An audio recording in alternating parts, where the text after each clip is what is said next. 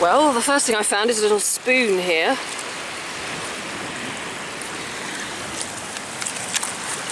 Let's have a look.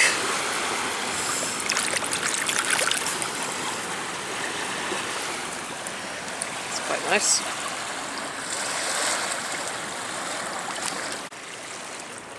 I've just spotted something round here. It's probably a button or a token maybe. Let's have a look. It's just here. Let's see.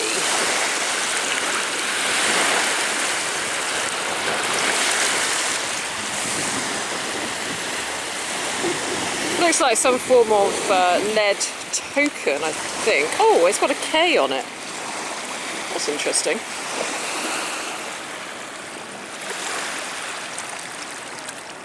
A K. I think it's a K. Well, anyway, it's something.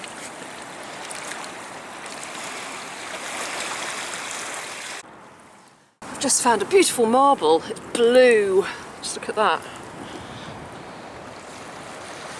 Isn't that stunning?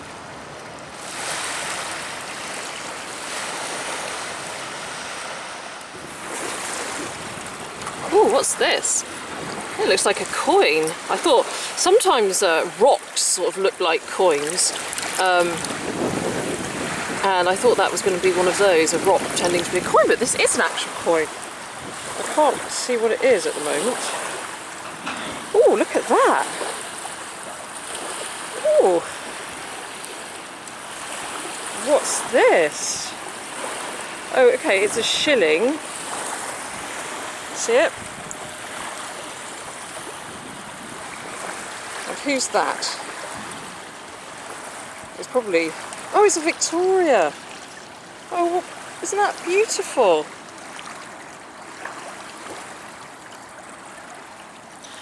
Quickly pop it in my bag and have a closer look later. I don't want to make the most of the. I want to make the most of the low tide. See if there's anything else.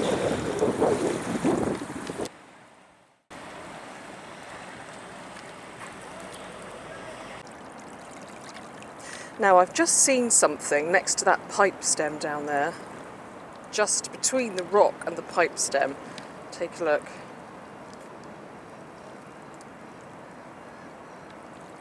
Now bearing in mind this is a particularly low tide, so these are things that have been here for a very long time and they're not uncovered very often, and so that's why I'm having this amazing luck this morning. That looks like a coin, so let's see what it is.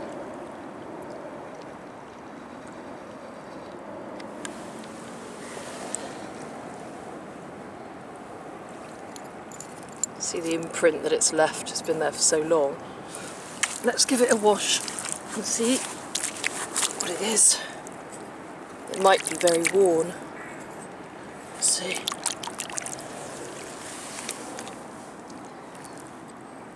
Yeah, it's pretty worn. I might be able to see something more on it when I get it home.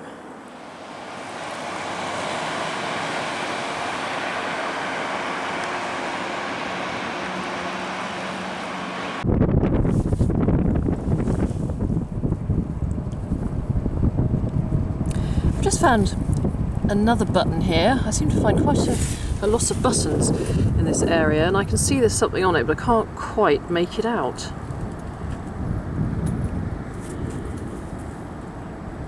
Looks like some letters.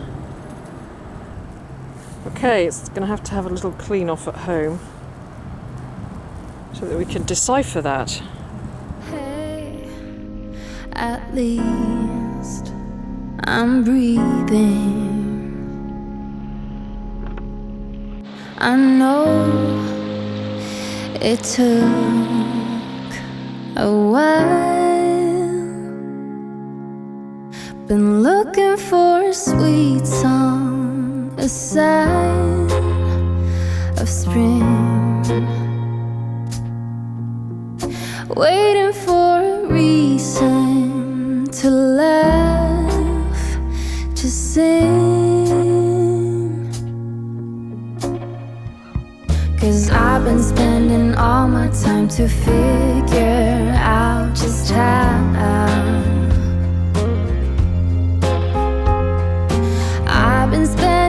way too many thoughts on what went wrong.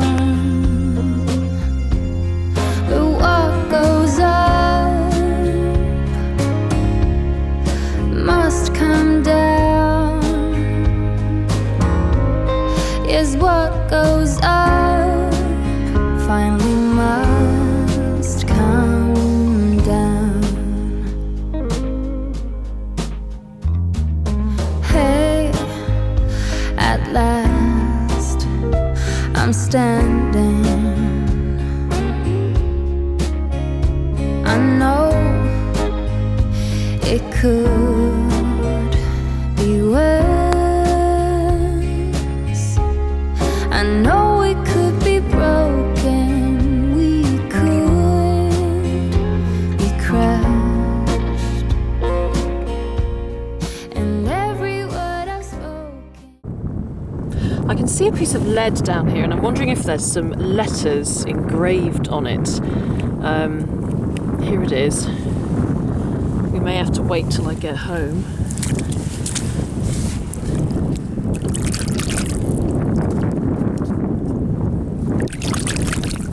You know, there is something on it. I can see here, look. I can see a W.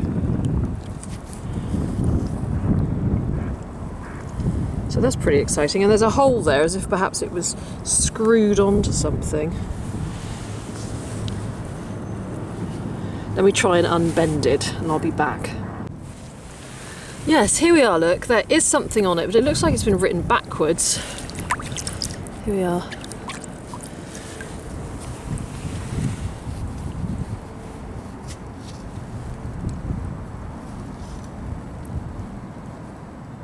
So I'm not terribly clear what that is. It looks like a YELIAOM.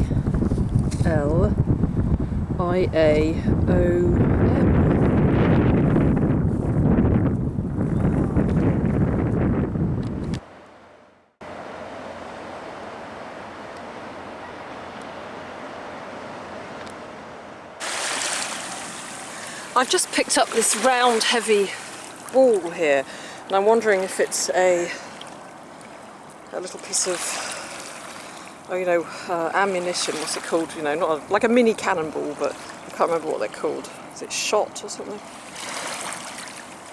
I'll take it home and wash it off, and perhaps you could let me know your thoughts. I just found something I wasn't expecting to find here. I've already pulled it out and had a look, but I'm just going to do it again so that you can share the same surprise that I did. It's a beautiful Victorian ink jar, but you can see the little grooves in the sides where they used to put their pens, and it's in perfect condition. Well, it's full of mud, but it's absolutely stunning. Look at that.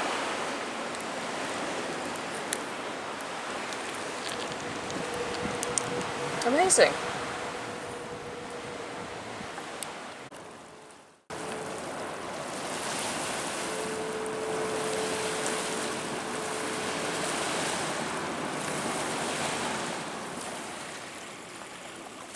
There's someone's keys here. Oh my god, it's a bit rude. If it's what I think it is. Okay. Oh, what's it got on the keyring? Nan.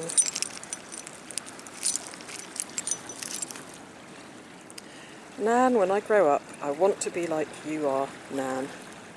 To have your wisdom, kindness and patience, and be loved as much by my grandchild as I love you.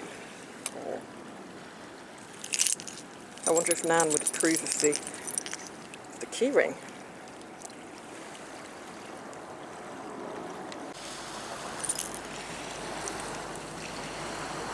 Come to think of it, I suppose these keys belonged to Nan. So maybe Nan was a bit racy.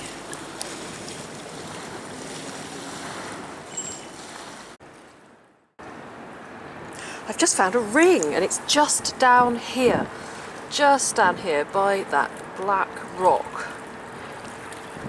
I haven't picked it up yet, so we can look at it together. There it is. Let's go and see what it is. I can see it's got a setting for a stone. Hopefully it's a diamond. Oh, here it is. Oh, that's really pretty. It's quite large. It's massive.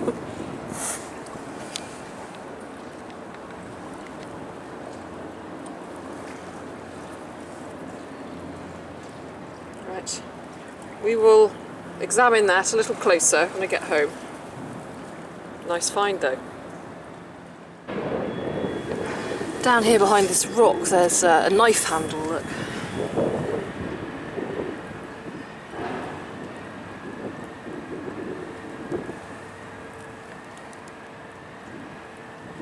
Give that a clean up. Don't you wanna be free when you're standing on the edge of time?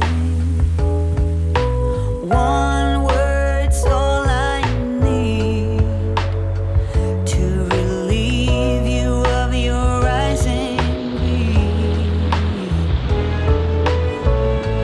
Don't you wanna be free when your life's turning upside down? Let me show you the way to go in all directions. Hi everyone, I'm here in my studio now and I'm going to do a little roundup of the mudlarking finds which featured in today's video. And they were found over 2 or 3 days. They weren't all found on the same day, but 3 objects which I could particularly do with help on ID were found on the same day, and it's these 3, funnily enough, lead objects. This one here, this one, and this little lead token. And we're going to have a closer look at them now, and if you think you know any more about them then please do let me know. I'd be very, very grateful. So just before we go and have a look at these objects, just to say thank you very much for your comments and your feedback on my last video and all my videos. As always, I really appreciate it. So let's go and have a look at the objects which were featured on today's video. Thank you very much for watching. I'm going to start with this button which I couldn't decipher initially, but a little clean later, and the letters RNH and the broad arrow were revealed, which indicates to me that it comes from the Royal Naval Hospital. Now, the Royal Naval Hospitals were hospitals operated by the British Royal Navy, dating right back to late 17th, early 18th century, and there were several across the globe. Now, I've found quite a few Royal Naval Hospital buttons in the past, but usually they look more like this, with the anchor and the broad arrow. Another one here, and I've got several in my collection. But this is the first one that I've found like this, without the anchor. So I'm really curious to know if anybody else has seen one like that, because I've had a search and I can't find one. So it's different to all the rest of them. So maybe it's an earlier version. I'm not sure, but if you know, please let me know. Now, there was also one in Greenwich which opened before most of the others. It opened in 1692, but it differed from the rest in that it cared for retired naval servicemen rather than those in active service. And this now leads me on to one of my mystery lead items, which may possibly have a link to the Royal Naval Hospital in Greenwich. So here we have my mystery lead item number 1, which looks like it had some kind of purpose as a tag, given that hole there, maybe used to hang it on something. When I unfolded it, this lettering was revealed. First of all, I couldn't quite get it at all, and then I realised it was back to front. If you have a look at the font there, it's quite interesting. There's little nicks in the A and the I. But then, turning it around and looking at it in the mirror, as you can see, I'm going to show you in the mirror there, It actually says W. Cayley. So was this used to print something? I really can't work out what it would have been used for, or as a mould for something. Do you have any ideas? If so, I'd be delighted if you would let me know. So it's W. Cayley. Now the other interesting thing is that when I looked up W. Cayley on one of the ancestry sites, Find My Past actually, what's interesting is that I found a William Cayley who was listed in the British Royal Navy and Royal Marines Service and Pensions records in 1844, and he was on the register of applicants to Greenwich Hospital, the Royal Naval Hospital at Greenwich, for admission, out pensions or other relief. So could this be the William Cayley? And I found this very close to this Royal Naval Hospital button. Now, I'm not saying the button belonged to William Cayley, but it's quite a coincidence, and it would be fascinating to know if William Cayley was actually the owner of this mystery lead item. So do let me know your thoughts on that.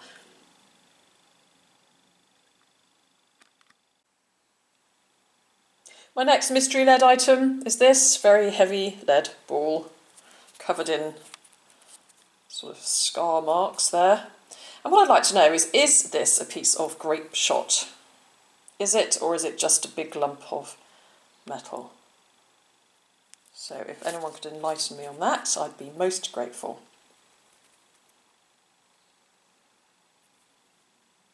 Certainly got a bit of wear and tear to it. My third lead mystery item is this little token with what I think is a K on it, but then I turned it up the other way a short while ago and wondered if it could be a bird. But it certainly looks like a K, a little plain lead token with a K on it. So does anybody know what that would have been used for? If so, please let me know.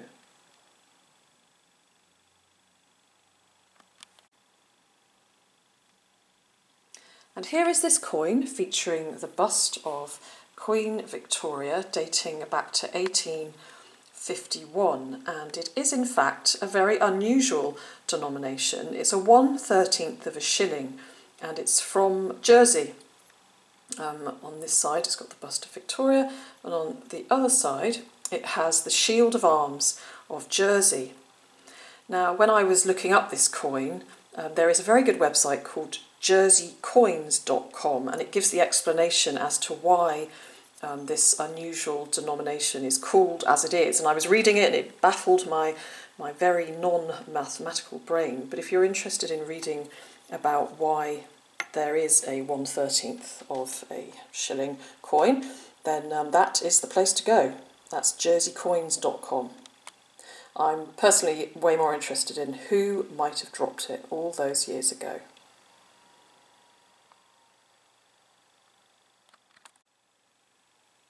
Talking of Victorian coins, I also wanted to take the opportunity to just show you this little coin here, which I found a few weeks ago, but initially I thought it was a button, and it wasn't until I got home and gave it a little clean that the bust of Victoria became apparent there.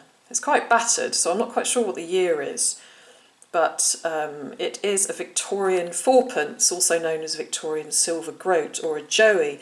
And the interesting story behind that is that in 1835, an MP called Joseph Hume spoke in Parliament in favour of introducing a 4-pence coin, as it would be very convenient for paying cabs.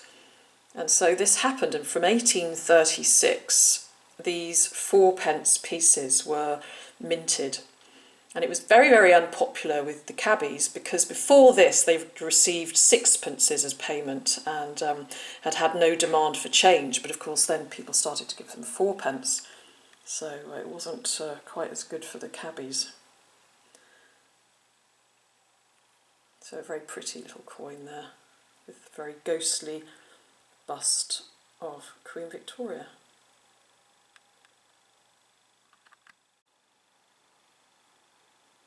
And talking of ghostly busts, here is the other penny which I found on the same day that I found the 13th of a shilling. Here is the ghostly bust of King George III. So I believe this to be a copper penny. Very, very worn. And I always find it amazing when I find coins to think that the last person who touched them was almost certainly the person who lost them. And I just wonder what they were doing that day, what their lives were like.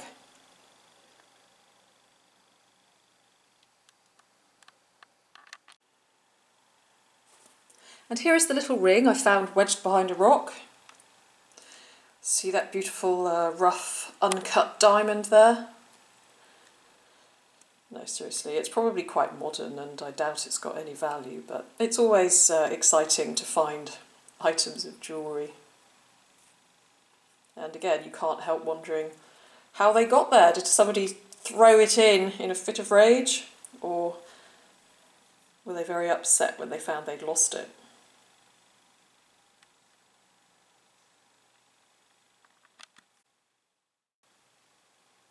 And here's my ink bottle, which I was thrilled to find in such good condition. And I just love that green colour. It looks like a boat ink, which is one of the most common Victorian ink bottles to find. I'm not sure if it is one, but it certainly looks like one, and it's got those little grooves there where people could lay their pens.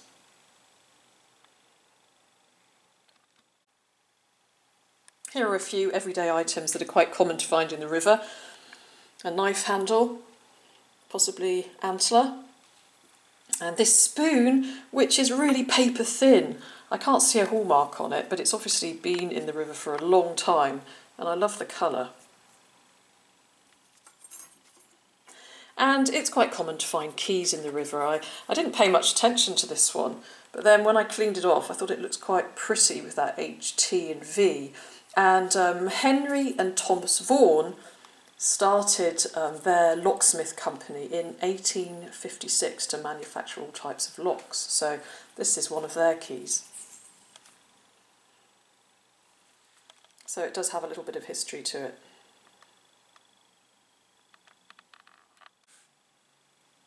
And talking of keys, we can't really avoid them, and we're nearly at the end of our roundup now, and these are Nan's keys. But it's not really Nan's keys, it's really Nan's keyring. That's the interesting thing. And I just can't help wondering what Queen Victoria would make of that. Here's to naughty Nan.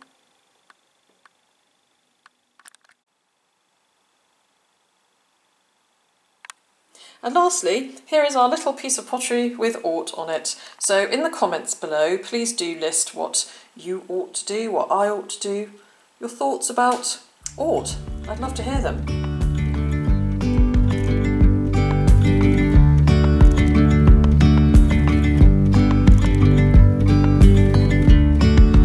Yesterday there was sun and there was rain, beauty in the mundane. And as the light startled our eyes, we let go of disguise. And now there's something in the air and a sparkly shimmer